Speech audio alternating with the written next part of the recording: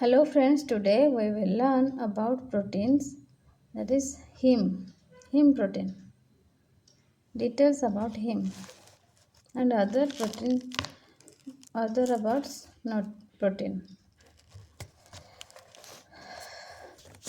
Let's know about heme. What do you mean by heme? Globin of Mb means myoglobin binds a single heme group by forming a coordinate bond.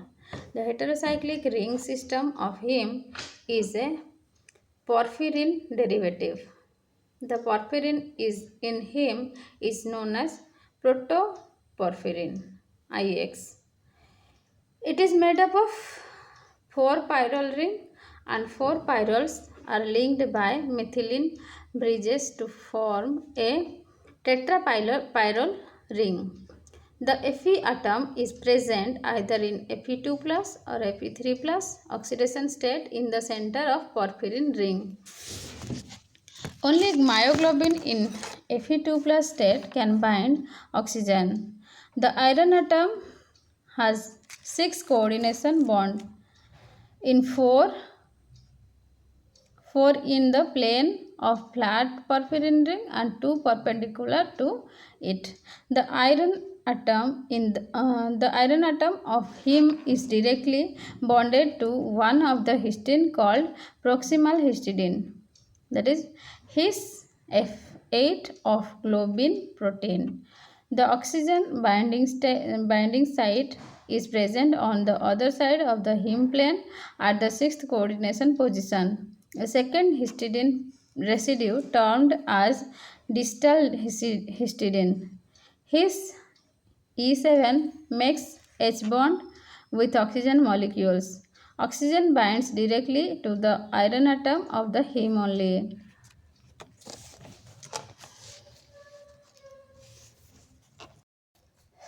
Now let's know about protein synthesis. Proteins are synthesized in the body through a process called translation. Translation occurs in the cytoplasm and involves the translation of genetic codes assembled during DNA transcription into proteins. Cell structures called ribosomes help translate these genetic codes into polypeptide chains that undergo several modifications before becoming fully functioning proteins. Domains, motif and folds. Let's know about domains, motif and folds. The functional unit of a protein is fold, that is stable in solution, can be defined as protein domain. Actually, domain is the fundamental unit of tertiary structure. The terms are also applied to a wide range of structures. Recognized motifs range from simple to complex, sometimes appearing in repeating units or combinations. A single large motif may comprise the entire protein. Polypeptide with more than a few hundred amino acid residues often fold into 2 or more stable globular units called domains. In many cases, a domain from a large protein will retain its correct 3-dimensional structure even when it is separated from the remainder of the polypeptide chain. There are certain motifs that occur over and over again in different proteins. The helix loop helix motif, for example, consists of 2 alpha helices joined by a reverse turn.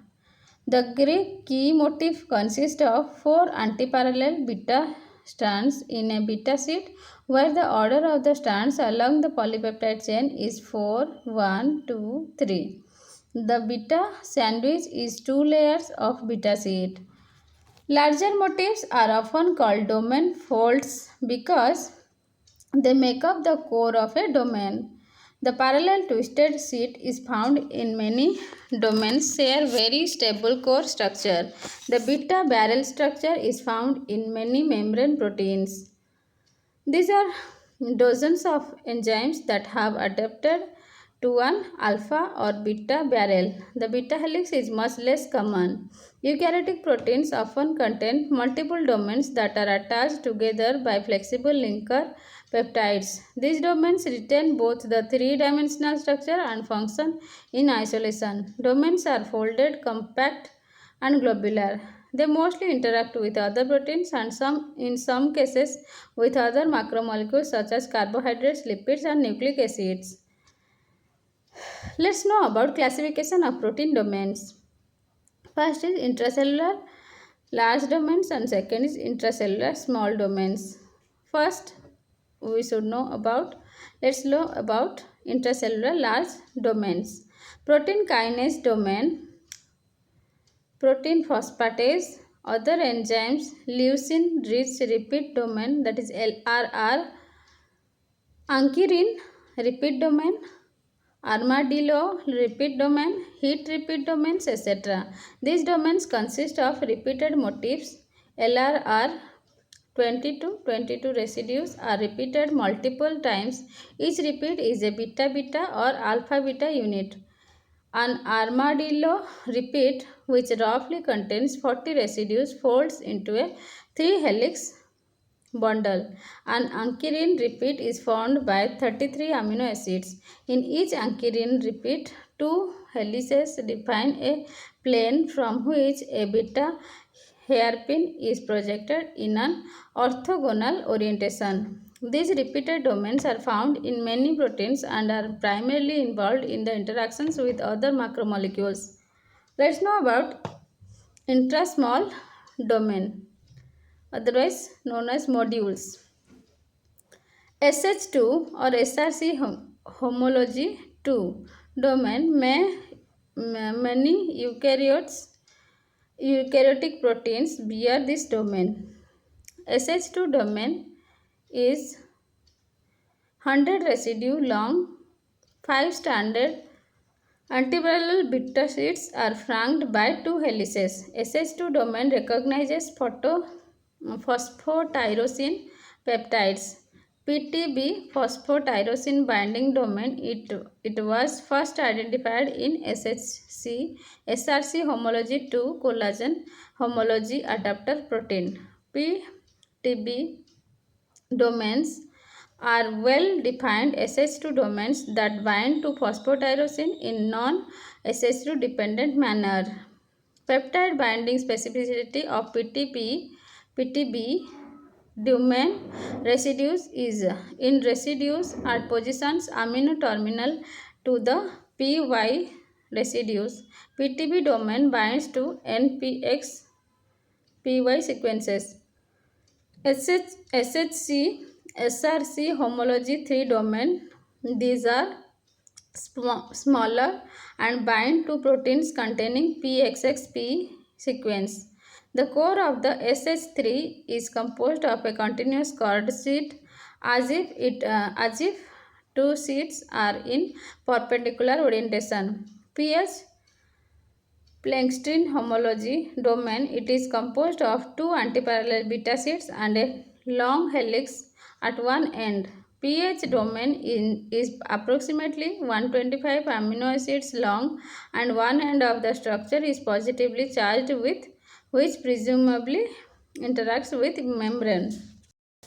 Phosphatidylinositol 4,5-biphosphate that is PIP2 binds to the N-terminal region of phospholipase CD1 which contains a pH domain. The pH domain of plextrin and beta-adrenergic receptor kinase bind inositol 1,4,5-triphosphate. PDZ PSD 90 dislodged by 201 domain. PDZ is containing proteins. Are primarily found in cell junction. PDZ domains interact with peptide found in the C terminus of K channels and N-methyl NMDA receptor. There are 6 standard beta sandwich where one of the strands is shared by both sheets. WW domain, it is one of the smallest protein domains known. It contains 40 AA, 40 amino acid. The domain structure consists of a twisted and bent 3-stranded antiparallel B sheet. Two of the four critical residues Y28 and W3 are located at the bottom of the sheet, and the two F29 and W17 located at the top characterize the WW domain. It prefers peptides with PPXY sequence. Extracellular domain. Let's know about third point, extracellular domain. Immunoglobulin domain, that is the cost of the Ig domain, is a beta sandwich sandwich between a 3-stranded and a 4-stranded sheet. CDR, that is complementarily determining region. CDR loops bind to specific antigens. Immunoglobulin domain is also found in intracellular proteins. Second point is cadherins. These molecules have 5 extracellular domain. Each cadherin has its own specificity of binding. Cadherin dimer of one cell makes hemophilic contacts with cadherin of other cell. Next is fibronectin. Fibronectin attaches cell to extracellular matrix by binding an integrin family of cell surface proteins. FN also binds to fibrin and collagen. Type 1 FN consists of 40 residues. The core of the FN domain is a beta sandwich between two small beta sheets. Next is EGF domain. EGF means disulfide bond.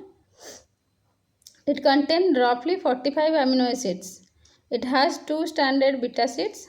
3 disulfide bonds stabilize the folded structure. The domain structure does not show any hydrophobic core. The domain is considerably flexible.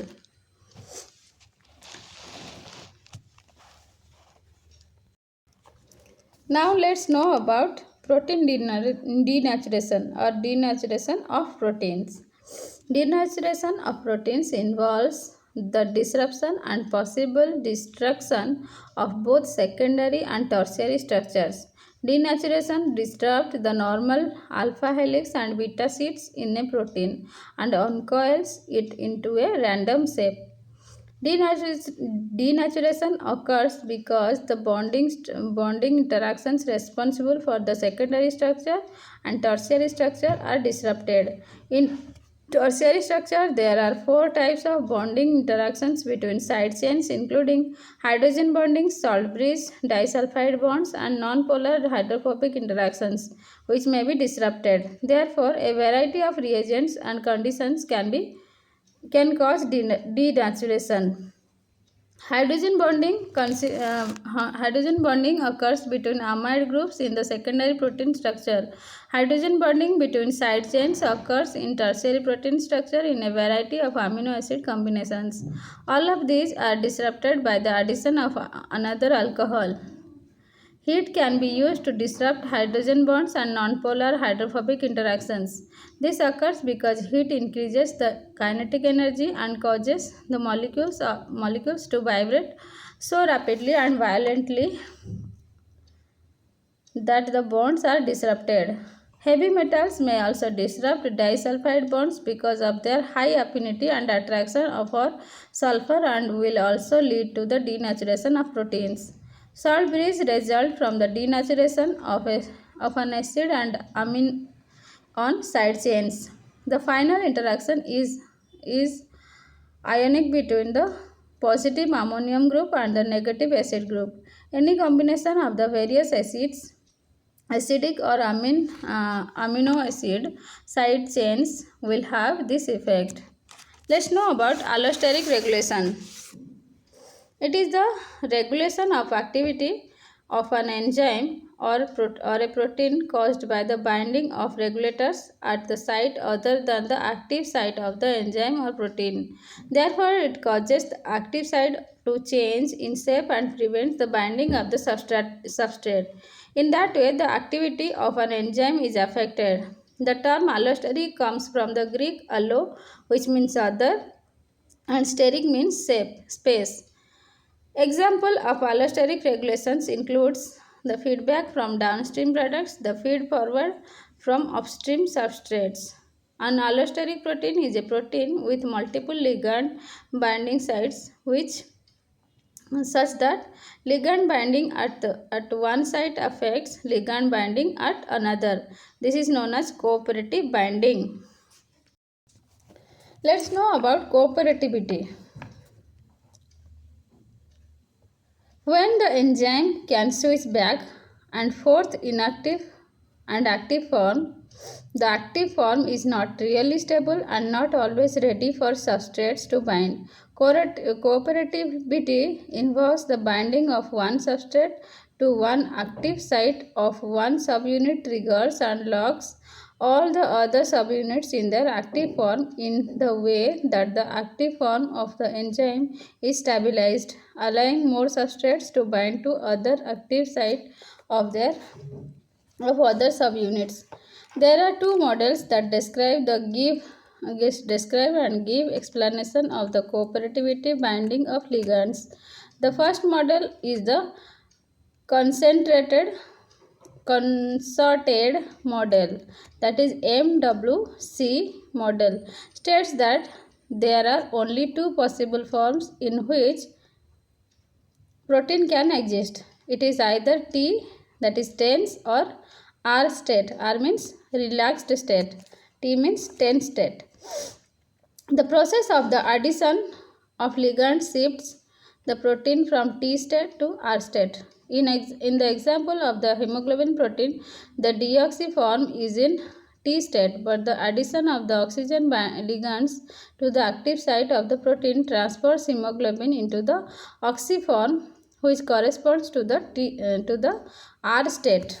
For the T state, because it is deoxy, the affinity is low, therefore there would be a high concentration of oxygen needed to be saturated. Because the R state is in the fully oxygenated form, it has a higher affinity for oxygen to bind to the protein. However, the model would only be in either the T state or the R state, or else it would be cooperative. The second model is the sequential model, states that the process of addition of ligands to the active site does not completely convert T model to the R model. In example of hemoglobin, when three active sites of the protein are occupied by oxygen ligands, the hemoglobin molecule binds oxygen much more powerfully compared to the deoxy model. Each of these two models has advantages and disadvantages. The use of both models at the same time is the best way to approach the precise analysis. Allosteric enzymes do not obey the Michaelis-Menten equation. The graph will look like a shape S. This indicates that the velocity of the reaction depends on the concentration of the substrate. Let's know about Ramachandran plot. Ramachandran plot, also known as the Ramachandran diagram, was originally developed by Gopala Samudram Ramachandran, an Indian physicist, in 1963. Ramachandran plot is a way to visualize dihedral angles against epsilon against gamma of amino acid residues in protein structure. Ramachandran recognized that the many combinations of angles in a polypeptide chain are forbidden because of steric collision between the atoms. His two-dimensional plot shows the allowed and disfavored values of epsilon and omega. Three quarters of the possible combinations are excluded simply by local steric classes. Steric exclusion is the fact that two atoms cannot be in the same place at the same time is the powerful organizing principle that propels the use of the Ramachandran plot forward. The two torsion angle, the two torsion angles of the polypeptide chain, also called Ramachandran angles, describe the rotations of the polypeptide backbone around the bonds between N and C. Alpha, that is phi, and C alpha minus C, that is psi. The Ramachandran plot provides an easy way to view the distribution of torsion angles of a protein structure. It also provides an overview of allowed and disallowed regions of torsion angle values, serving as an important factor in the assessment of the quality of protein three-dimensional structures.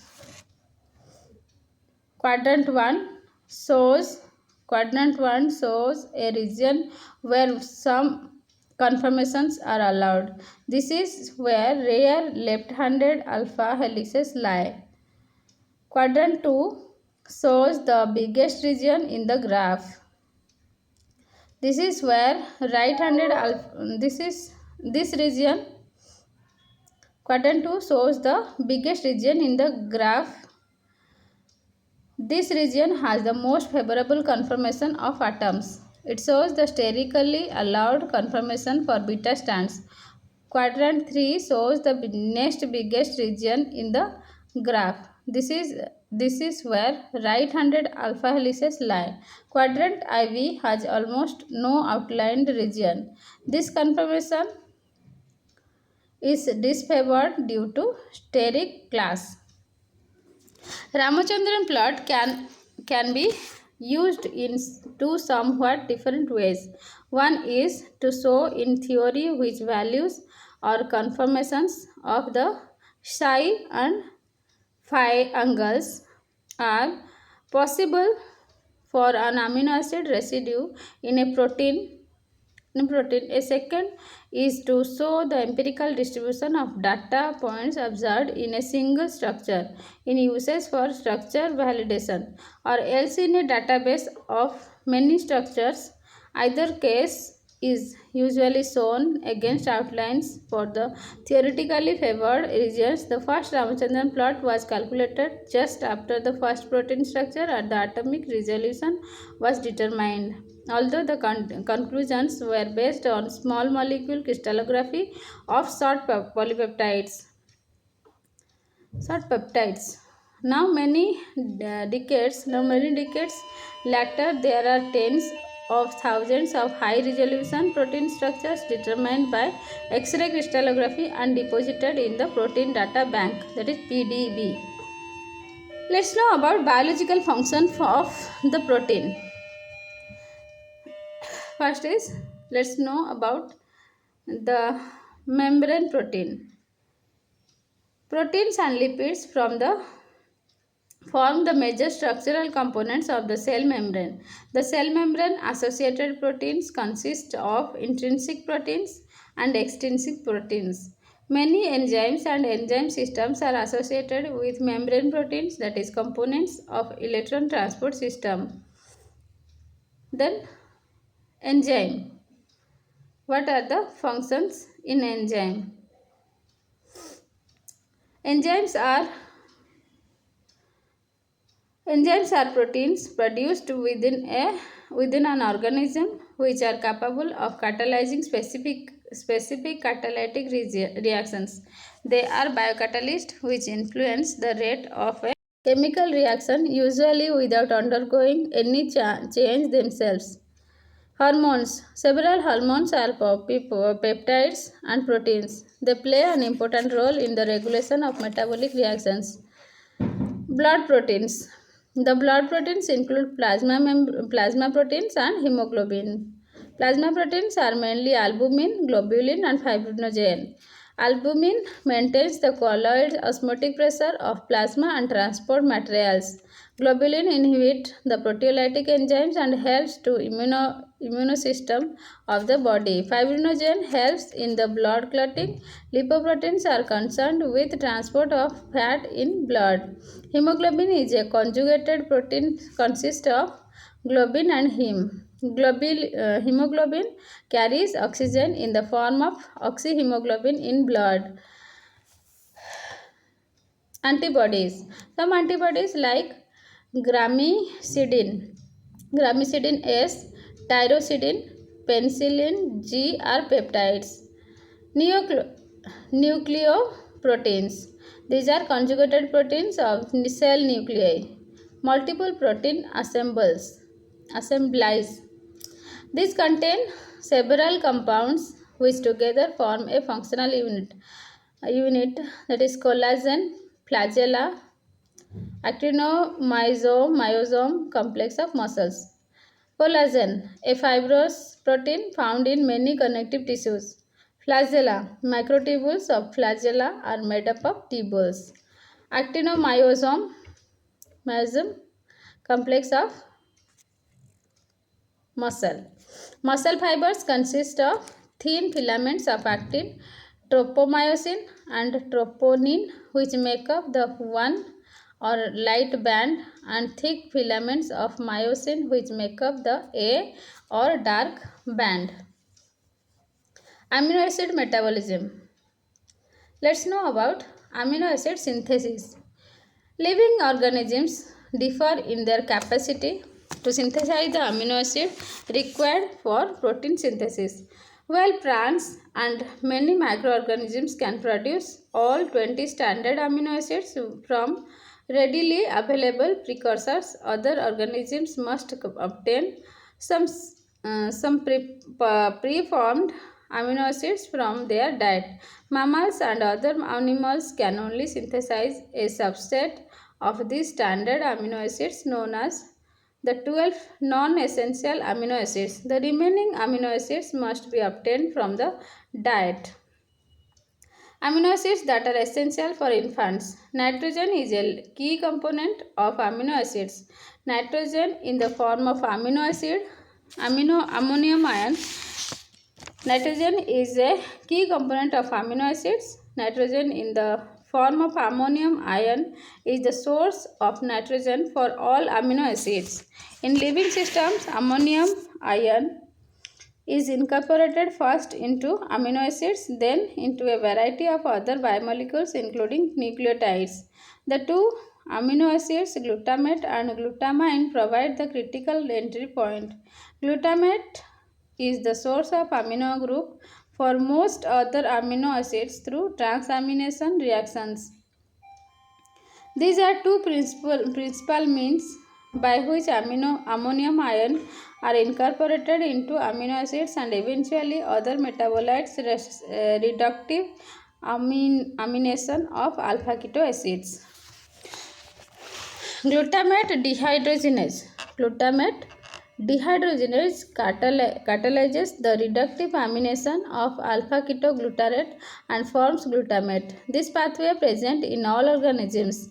In eukaryotes, this is a minor pathway and occurs in the mitochondria. Glutamate dehydrogenase is an unusual enzyme in that it does not discriminate between NADH and NADPH. Formation of the amides of glutamic acids. Ammonium ions are also incorporated into cell metabolites by the formation of glutamine, the amide of glutamate. This amidation reaction is catalyzed by glutamine synthetase and is driven by the hydrolysis of ATP. ATP participates directly in the reaction by phosphorylating the side chain of glutamate to form an acyl phosphate intermediate, which then reacts with ammonium to form glutamine. In plants, after NH4 plus is incorporated into glutamine by glutamine synthetase, the amide amino group is transferred to the 2-keto group of alpha ketoglutarate by glutamate synthetase. Glutamate synthetase transfers amide group to glutamine to alpha ketoglutarate acid and forms two molecules of glutamate. Let's know about transamination. What do you mean by transamination? Many amino acid biosynthesis pathways involve transamination reactions. The alpha amino group form one amino acid is transferred to one alpha keto acid to produce a new amino acid. This reaction is catalyzed by the enzyme called aminotransferase. Aminotransferases require the participation of an aldehyde containing coenzyme pyridol 5-phosphate, a derivative of pyridoxine, that is vitamin B6. Pyridoxal 5-phosphate is covalently attached to the enzyme via a CYP-base linkage formed by the condensation of its aldehyde group with the epsilon amino group of LYS residues. Aminotransferases act by transferring the amino group of an amino acid to the pyridoxal part of the coenzyme to generate pyridoxamine phosphate. The pyridoxamine form of the coenzyme then reacts with an alpha keto acid to form an amino acid and regenerates the original aldehyde form of the coenzyme. Eukaryotic cells possess a large variety of aminotransferases found within both the cytoplasm and mitochondria. These enzymes possess two types of specificities. The type of alpha amino acid that donates the alpha amino group, the alpha keto acid that accepts the alpha amino group. Although the aminotransferases vary widely in the type of amino acids they bind, most of them use glutamate as the amino group donor.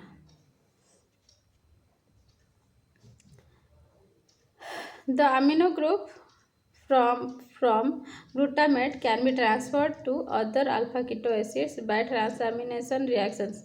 Transamination reactions participate in the synthesis of most amino acids.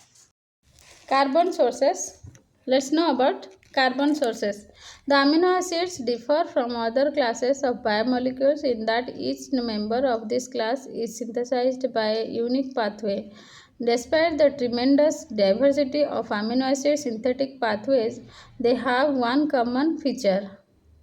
The carbon skeletons of each amino acid are derived from commonly available metabolic intermediates.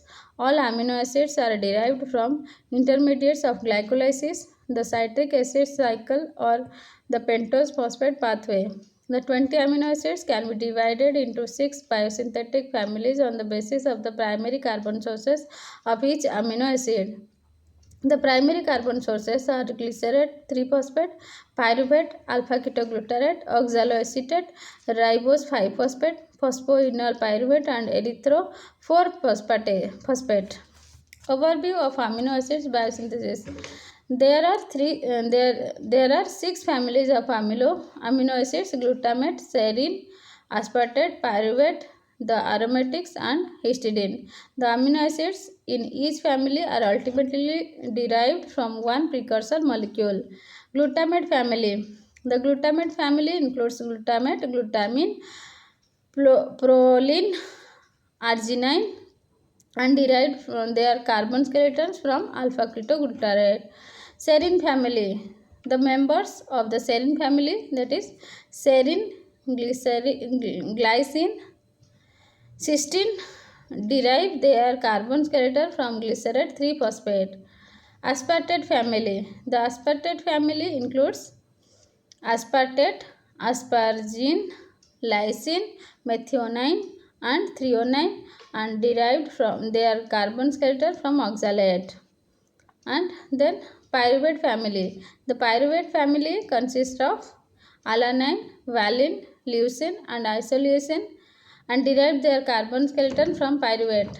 aromatic family. The members of the aromatic family include phenylalanine, tyrosine, tryptophan. Derive their carbon skeleton from phosphoenol pyruvate and erythrose 4-phosphate. And histidine. The member of histidine family, histidine derive their carbon skeleton from ribose 5-phosphate. Now let's know about biological nitrogen fixation. Nitrogen is present in many forms in the biosphere. The atmosphere contains about 78% molecular nitrogen. Acquisition of nitrogen from the atmosphere requires the breaking of an exceptionally stable triple covalent bond between two nitrogen atoms to produce ammonia or nitrate. Conversion of molecular nitrogen to nitrate or ammonia is termed as nitrogen fixation, which can be accomplished by both industrial and natural processes. Natural processes of nitrogen fixation includes lightning, photochemical reactions, and biological nitrogen fixation. Approximately 90% of ammonium of nitrogen fixation is biologically nitrogen fixation, in which prokaryotic organisms fix molecular nitrogen into ammonium ions. It is a reductive biosynthetic process. Few prokaryotic organisms are capable of biological nitrogen fixation only. Eukaryotic organisms are unable to fix nitrogen. The biological reaction of nitrogen fixation generates at least 1 mole of H2N addition to 2 moles of NH3 for each mole of nitrogen molecule. Hence, the total 8 electrons are required in reduction of 1 mole of nitrogen to 2 moles of NH3. The biological process of nitrogen fixation is catalyzed by an enzyme complex called nitrogenase complex. There are 3 different forms of nitrogenase that differ in their requirement for molybdenum, vanadium, or iron as a critical metallic component. Most of the nitrogenases that have been studied contain a MO factor. Nitrogenase consists of 2 proteins, a dinitrogenase reductase and dinitrogenase. The dinitrogenase reductase is a dimer of identical 30 kilodalton subunits bridged by a 4Fe4S cluster. Dinitrogenase is a tetramer with 2 copies of 2 different subunits. It contains both Fe and MO. Fe means iron and MO means molybdenum. Molybdenum iron protein, MOFE protein. The MOFE molybdenum iron protein cofactor is the site of nitrogen fixation.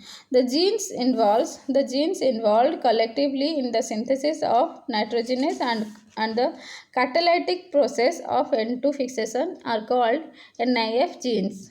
Accessory genes are called fixed genes. They are also necessary for the function and regulation of nitrogenase in aerobic nitrogen fixing bacteria. Since nitrogen fixation is a reductive process, so it requires electron donor. In most nitrogen fixing microorganisms, reduced ferredoxin acts as a donor for electrons. Ferredoxin is a small protein containing an FeS group. At least 16 molecules of ATP are required for reduction of 1 molecule of N2. The nitrogenase complex is very sensitive to oxygen. It is irreversibly inactivated by oxygen. Hence, the fixation of N2 must occur under anaerobic conditions. For anaerobic prokaryotic organisms, there is no problem. Facultative prokaryotic organisms such as purple photosynthetic bacteria fix N2 only in anaerobic conditions. In anaerobic organisms such as cyanobacteria, anaerobic conditions are created in specialized cells called heterocysts. Heterocysts are thick-walled cells which lack photosystem II, the oxygen-producing photosystem of chloroplasts, so they do not generate oxygen. Heterocysts appear to represent an adaptation for nitrogen fixation. Cyanobacteria that lack heterocysts can fix nitrogen only under anaerobic conditions. Symbiotic nitrogen-fixing prokaryotes such as Rhizobium maintain a very low concentration of free oxygen in root nodules of leguminous plants by producing leg hemoglobin, a hemoglobin of homologue of hemoglobin. Leg hemoglobin is present in the cytoplasm uh, cytoplasm of infected nodule cells at high concentrations.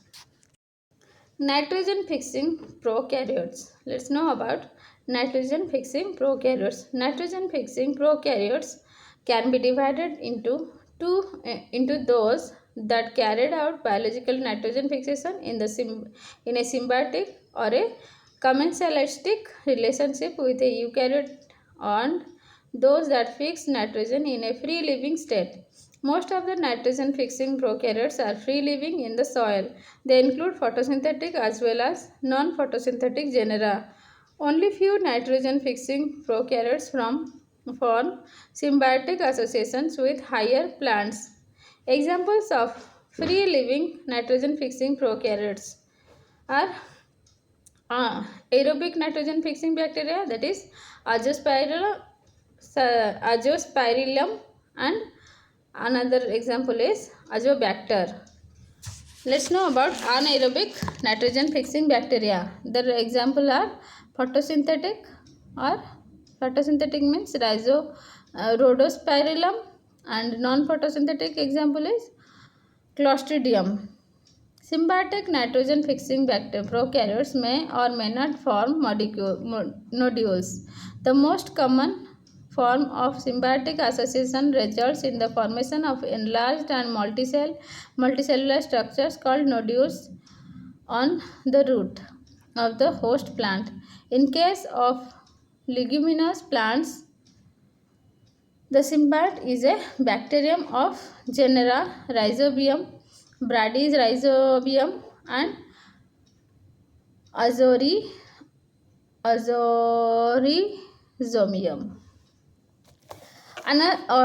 Although most leguminous plants form nodules on their roots, a few leguminous plants bear nodules on their stems.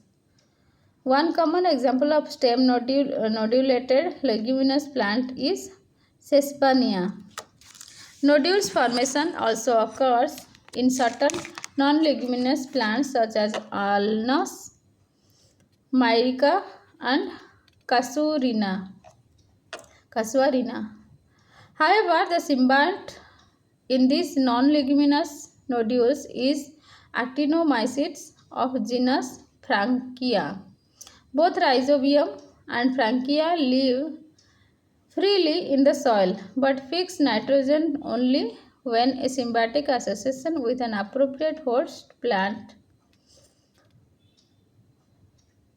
Some symbiotic associations do not form nodules.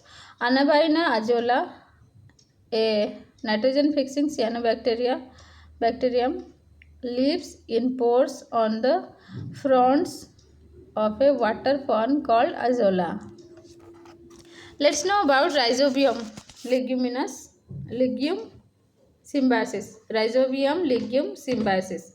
Rhizobium is a gram-negative, motile, rod-shaped proteobacteria that can grow free-living in soil or can infect leguminous plants and establish a symbiotic existence. Infection of the roots of a legume with species of Rhizobium genera leads to the formation of the root nodules. Chemotactic movement of free-living soil bacteria towards roots is mediated by chemicals such as flavonoids, homoserine secreted by the roots. A specific adhesion protein called ricardation is the present on the surface of rhizobium species. Ricardation, a calcium binding protein, play role in plant bacterium attachments.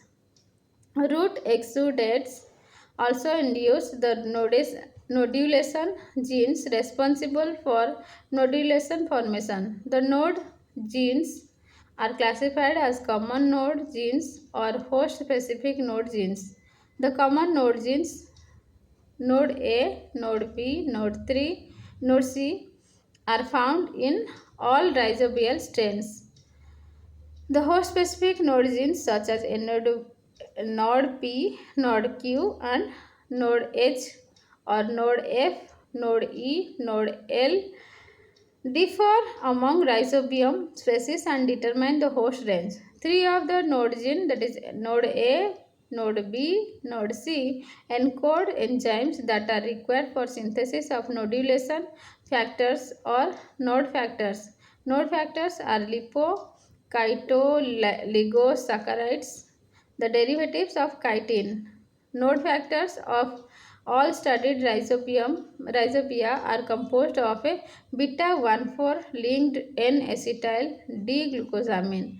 The non-reducing terminal sugar moiety is substituted with a fatty acid whose structure varies between different rhizobial species. Node A is an N-acetyl. Node A is an N-acyl transferase that catalyzes the addition of a fatty acyl chain. Node B is a chitin oligosaccharide D-acetylase that removes the acetyl group from the terminal non-reducing sugar. Node C is a chitin oligosaccharide synthase that links N-acetyl D-glucosamine monomers. Node factors include root hair curling and trigger plant cell division. The process of nodule development begins with the infection of a root hair by a rhizobium bacterium. During the infection process, rhizobia that are attached to the root hairs release node factors that induce curling of the root hair cells and also sends mitogenic signals that stimulate cell division in cell cortex. Cell divisions lead to formation of root nodules. Rhizobia invade the root by digesting the root hair cell wall. After cell wall degeneration, the next step is the formation of the infection thread. It is an unfolded tubular extension of the plasma membrane. The infection thread elongates by fusion with vesicles derived from Golgi apparatus. The infection thread filled with dividing rhizobia elongates through the root hair into the root cortex. Finally, the tip of infection thread fuses with the plasma membrane of the cortical cell, releasing bacterial cells that are packaged in a membrane derived from the host cell plasma membrane. In the infected cells, the rhizobia divide and enlarge to form bacteroids, which are separated from the plant cytosol by the peribacterioid membrane. Reduction of nitrogen to ammonia occurs in bacteroids. Nitrogenase enzyme which catalyzes this reaction is very sensitive to oxygen. The root nodules In root nodules, the oxygen level is regulated by leg hemoglobin. It gives legume nodules a pink color. The globin protein is encoded by the host plant, whereas the heme group is primarily synthesized by the bacterium and transported into the host cytoplasm. Leg hemoglobin is localized in the cytosol of the infected plant cells and not inside the peribacterioid membrane. Assimilation of ammonium ion. NH3, the primary product of biological nitrogen fixation, is toxic to cells in high concentrations. Thus, it is converted into amides or urates. These organic forms are finally transported to the shoot via the xylem. Amino acid catabolism. Let's know about amino acid catabolism. The catabolism of the amino acids usually begins by removing the amino group. Amino groups can then be disposed of in urea synthesis. The carbon skeletons produced from the standard amino acids are then degraded to TCA intermediates or their precursors so that they can be metabolized to carbon dioxide and water or used in gluconeogenesis. So catabolic pathway of amino acids involves three common stages: removal of alpha amino group from amino acids and conversion of amino group to ammonia, incorporation of ammonia into urea, conversion of amino acids carbon skeletons to common metabolic intermediates. Let's know about amino acid deamination. The removal of the alpha amino group from amino acids involve two types of biochemical reactions, that is transamination and oxidative deamination. Let's know about transamination. The dominant reactions involved in removing amino acid nitrogen are known as transaminations. This class of reactions funnels nitrogen from all free amino acids into a small number of compounds. Either they are oxidatively deaminated, producing ammonia, or their amine groups are converted to urea by the urea cycle. Transaminations involve moving an alpha amino group from a donor alpha amino acid to the keto carbon of an acceptor alpha keto acid. As a result of transfer, alpha keto derivatives of amino acid and corresponding amino acid forms. All amino acids except lysine, threonine, and proline participate in transamination during catabolism. Transamination is readily reversible. This reaction is catalyzed by the enzyme called aminotransferases. Each aminotransferase is specific for one or at most a few amino group donors. Aminotransferases are named after the specific amino group donor because the acceptor of the amino group is almost always alpha ketoglutarate. The most common compounds involved as a donor or acceptor pair in transamination reactions are glutamate and alpha ketoglutarate, which participate in reactions with many different aminotransferases. All the amino nitrogen from amino acids that undergo transamination can be concentrated in glutamate. This is important because L-glutamate is the only amino acid that undergoes oxidative deamination at an appreciable rate. Oxidative deamination. Let's know about oxidative deamination. Transamination does not result in any net deamination. During oxidative deamination, an amino acid is converted into the corresponding keto acid by the removal of the amine functional group as ammonia, and amine functional group is replaced by the ketone group. The ammonia eventually goes into the urea cycle. Deamination occurs mainly through the oxidative deamination of glutamate by glutamate dehydrogenase. The reaction requires an oxidizing agent NAD plus or NADP plus. Glutamate dehydrogenase is allosterically inhibited by GTP and NADH and activated by ADP and NAD plus. Let's know about urea cycle. Living organisms excrete the excess nitrogen resulting from the metabolic breakdown of amino acid in one of the three ways. Many aquatic animals simply excrete ammonia, where water is less plentiful. However, processes have evolved that convert ammonia to less toxic waste products that therefore require less water for excretion. One such product is urea and other is uric acid. Accordingly, living organisms are classified as being either ammonotelic, that is ammonia excreting, and ureotelic, that is urea excreting, and or uricotelic, that is uric acid excreting. Urea is formed from ammonia, carbon dioxide and aspartate in a cyclic pathway referred to as the urea cycle. Because the urea cycle was discovered by Krebs and Henseleit, it is often referred to as a Krebs-Henseleit cycle.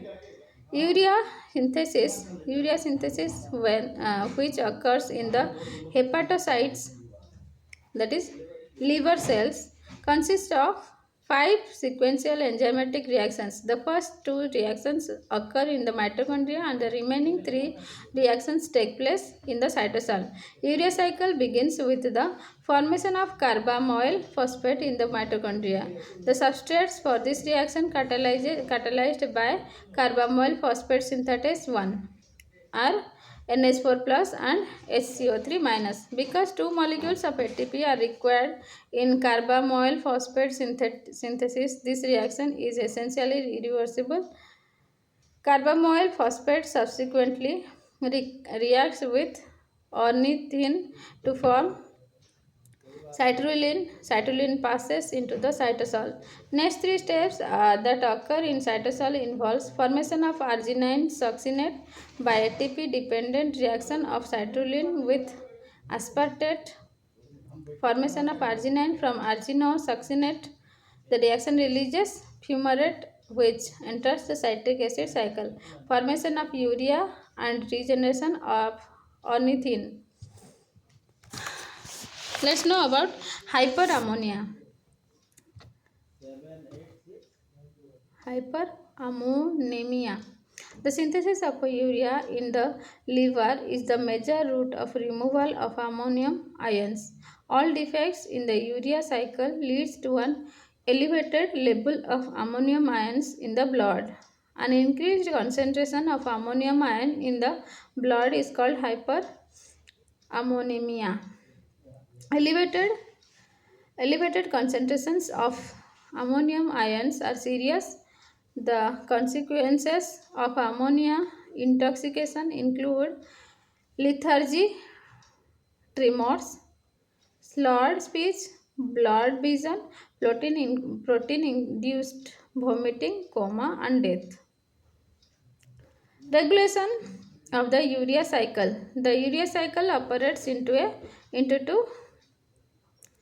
only to eliminate excess nitrogen.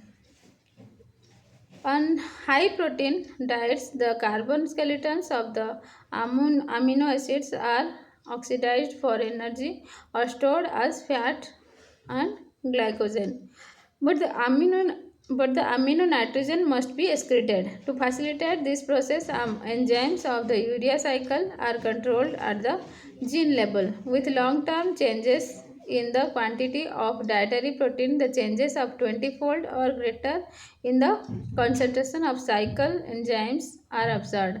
When dietary proteins increase significantly, enzyme concentration rise. On return to a balanced diet, enzyme levels decline. Under conditions of starvation, enzyme levels rise to proteins are degraded and amino acid carbon skeletons are used to provide energy, thus increasing the quantity of nitrogen that must be excreted. Short-term regulation of the cycle occurs principally at CPS1, carbamoyl phosphate synthetase 1, which is relatively inactive in the absence of its allosteric activator, N-acetyl glutamate. This metabolite is synthesized from glutamate acetyl coenzyme A by N-acetyl glutamate synthase.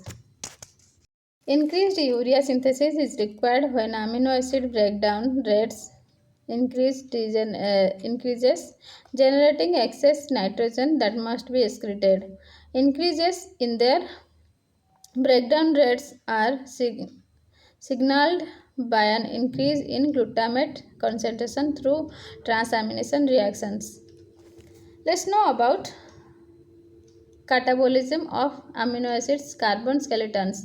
The carbon skeletons produced from the standard amino acids are then degraded to form 7 metabolic products: acyl coenzyme A, acetoacetyl coenzyme है pyruvate alpha ketoglutarate succinyl coenzyme है fumarate and oxaloacetate. Depending on the animal's metabolic requirements, these molecules are used to synthesize fatty acids or glucose or to generate energy.